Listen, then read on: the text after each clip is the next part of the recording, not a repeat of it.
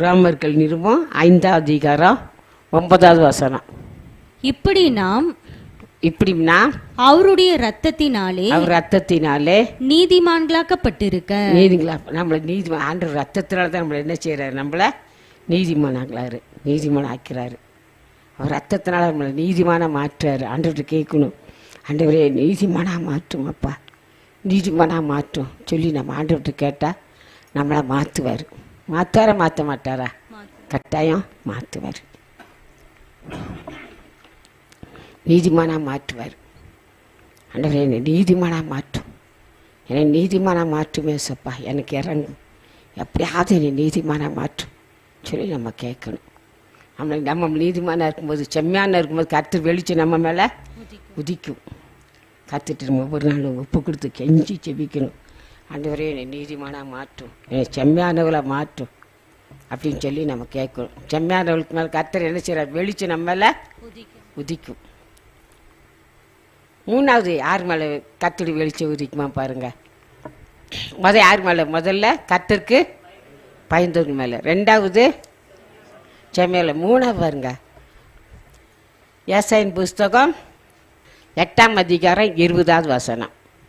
வேதத்தையும் சாட்சி ஆகமத்தையும் கவனிக்க வேண்டும். சாட்சி ஆகமத்தையும் கவனிக்க வேண்டும். இந்த வார்த்தையின்படியே சொல்லாவிட்டால் அவர்களுக்கு விடிய காலத்து வெளிச்சமில்லை. விடிய காலத்து வெளிச்சம் யாரு? ஆண்டவராகிய இயேசு கிறிஸ்து. முதல்ல என்ன செய்யணும்? சாட்சியின் வேதாகமத்தையும் சாட்சியும் என்ன செய்யணும்? கவனிக்கணும்.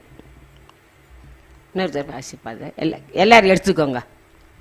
வேதத்தையும் சாட்சி ஆகமத்தையும் கவனிக்க வேண்டும். இந்த வார்த்தையின்படியே சொல்லாவிட்டால் அவர்களுக்கு விடியகாலத்து வெளிச்சமில்லை.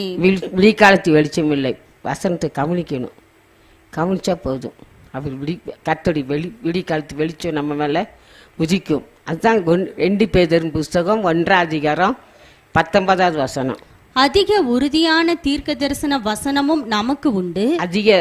அதிக உறுதியான தீர்க்க தரிசன வசனம் உண்டு.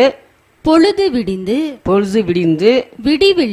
விடியல் மேல் உங்கள் இருதயங்களில் உதிக்கும்